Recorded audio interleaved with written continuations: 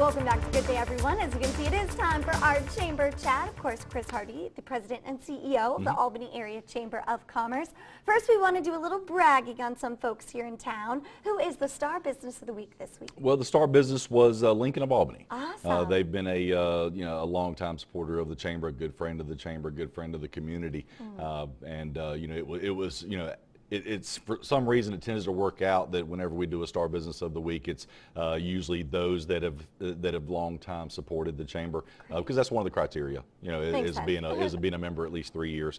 Lincoln of Albany has been a member for a lot longer than 3 years, so we certainly appreciate their continued support of the chamber and our business community. Sounds good, and I know kind of summertime is always a great time to get out there and get a new car. Oh, so yeah, absolutely. I'm sure it wouldn't hurt to help them out a little bit as well. Yeah. And give them some kudos. Well, coming up, you have this big event that you've just been talking about for weeks, and it's going to be amazing. It's the Chick-fil-A Star LeaderCast. LeaderCast. Yeah. That's what it is. I'm getting all my stars and my flashing signs mixed up there. Well, this is a program we've been working on for several months now. Something that we're very excited about hosting. It's kind of going to serve as a kickoff to our new leadership development division. The committee that has been working and planning this new division, as well as talking about how we're going to move forward, creating identity with the division. One of the things we identified was as a first program is the Chick-fil-A LeaderCast. Right. It's been hosted here in years past, not over the last couple of years, but in years past, and the organization that was hosting it decided to kind of move in a different direction, which gave us the opportunity to serve as the host site for this. It's going to be held at Darton State College on Friday, May 10th. There's some great speakers that are involved in this. The live site is huge speakers. I mean, big names coming here to absolutely. town. Well, no, they're not coming here to town. Excuse me, the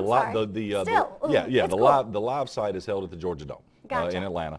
The host site is going to be it's going to be a direct satellite feed. Oh, neat. So it's kind of like seeing them in person, but it's not. But you're still going to hear from them. Yeah, them. exactly. But it's an opportunity for people to hear from these people on issues and topics that they generally would not hear from. Some of the speakers, Condoleezza Rice, former Secretary of State. Most of the time whenever someone heard her speak, it was talking about local government. That's not going to be her message. Her message is going to be talking about messages of inspiration, leadership development, personal growth, talk about her own experiences, and that's going to be the topic of a lot of the speakers. Mike Krzyzewski, Duke University head basketball coach. Jack Welch, former chairman and CEO of General Electric. Some great names. Absolutely. And how exciting for Southwest Georgia to be a part of this. Again, going up there to the Georgia Dome and getting this cast, I think it's just going to be so neat. We've got much more chamber chat coming up here in just a few minutes. First, we're going to hand it over to Kelly. Welcome back to Good Day, everyone. Here once again with Chris Hardy, who of course is President and CEO of the Albany Area Chamber of Commerce. And you kind of want to dispel a few misunderstandings about some things that are going on over there at the Chamber of Commerce. Yeah, I'll get to that in a second. First, I just want to extend our heartfelt prayers to those affected in the bombing yesterday in the Boston Marathon. Some people don't know that several of the people that ran in that race yesterday actually got there by qualifying at our marathon here last month. Want to say our prayers are with everyone affected by that, and we hope everybody gets through it, and we hope everybody stays safe. Absolutely, couldn't have said it better.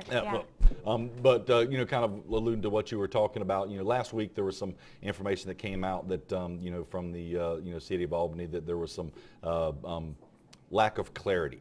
If you will, in regards to how the CVB and the Convention and Visitors Bureau has been spending accommodations tax money that's collected each year.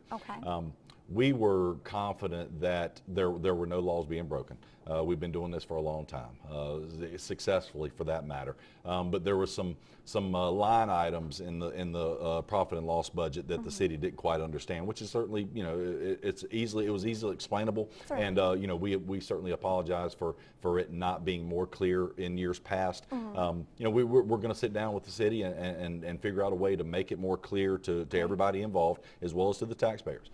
So there are no lingering questions on whether money's being spent properly, whether it's being spent improperly. None of that. It's never been spent improperly. That has never been the case. It's always been spent within the full letter of the law.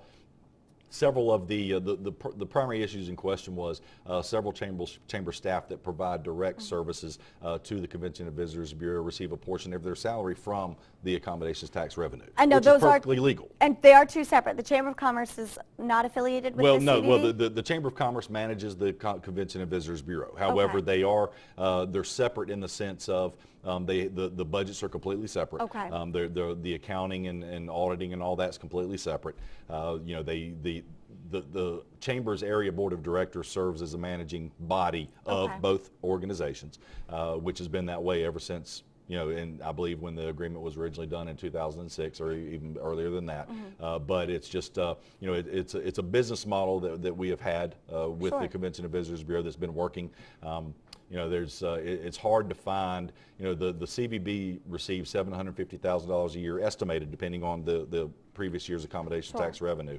And then that money is spent. The economic impact of that money being spent as far as direct, impact to our local community, last year's numbers, was right at about $198 million. Goodness. So you're talking about almost 2,500% return on an investment. Absolutely. I challenge anybody to find that type of return investment as far as an organization in the community, really any community that receives third-party funding. But we want to clarify things out. We're going to be sitting down over the next Great. 30 days with the city, clarifying some things, getting some things worked out, and we look forward to doing that. Absolutely, and we look forward to much more of that clarification. Unfortunately, we are out of time for this week, but we'll be back next Tuesday for our Chamber Chat. Kelly, over to you.